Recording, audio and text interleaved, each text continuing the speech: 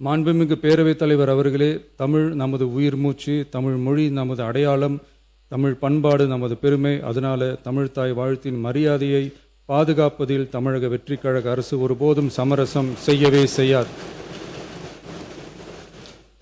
தமிழ்த்தாய் வாழ்த்தை முதலில் பாடுவது அரசியல் அமைப்பிற்கும் இந்திய ஒற்றுமைக்கும் எதிரானதில்ல, மாறா வேற்றுமையில் ஒற்றுமைன்ற இந்தியாவோட உயர்ந்த கொள்கையை வெளிப்படுத்துறது.